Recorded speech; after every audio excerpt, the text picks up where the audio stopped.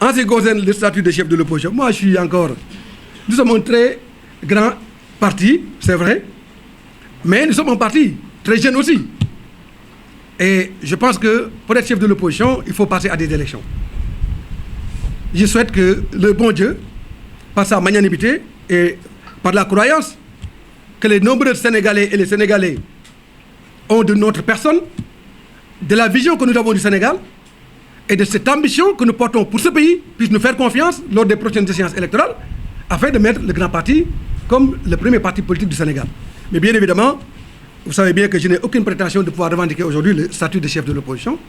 J'ai beaucoup de respect pour tous les membres de l'opposition sénégalaise et qui se battent pour leur pays avec patriotisme, avec engagement et détermination, pour ne pas dire aujourd'hui que je peux revendiquer le statut de chef de l'opposition parce que nous n'en avons aucun agrégat pour pouvoir le faire. Bien évidemment, le chef de l'opposition, c'est un titre que doit porter certainement une indication. Il va falloir que la classe politique s'accorde sur ça.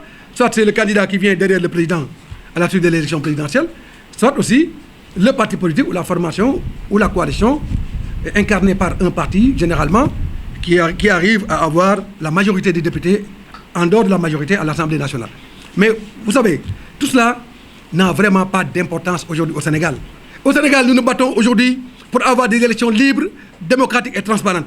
Mais vous savez que, comment on peut imaginer, après autant d'années d'indépendance, qu'on se mette à nous battre à Yéadia, Kaïngaha, sur un système électoral?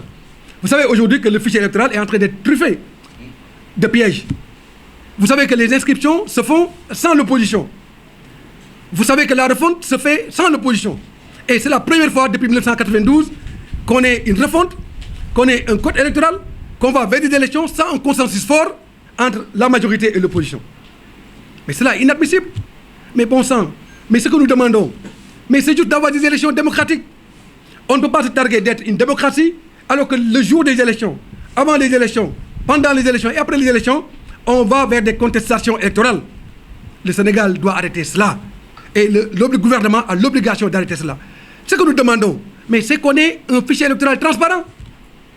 Ce que nous demandons, c'est qu'on organise un processus électoral équidistant des formations politiques. Ce que nous voulons, c'est garantir au Sénégal une situation post-électorale de sérénité, de calme et de paix. Mais cela n'est pas difficile. Ce que l'opposition demande, c'est de permettre au Sénégal d'avoir des élections libres, démocratiques et transparentes. Et cela n'est pas impossible. Le Sénégal doit pouvoir le faire. Et c'est la raison pour laquelle nous sommes en porte-à-faux avec le gouvernement qui pense qu'il doit organiser son élection. On ne laissera pas Macky Sall organiser son élection, organiser son éligibilité et organiser bien évidemment son deuxième mandat. Les Sénégalais n'ont pas besoin d'un premier ou d'un troisième mandat. Ce dont nous avons besoin, c'est d'un président qui règle les problèmes du Sénégal. Mais ce n'est pas d'un président qui fait envoler le pays tout en étant un lion qui dort. La nation sénégalaise et son avenir, ce sont des questions trop sérieuses. Et nous ne pouvons pas permettre au président de considérer que le Sénégal est un pays qui décolle alors que nous sommes un pays par terre, pour ne pas dire un pays sur terre.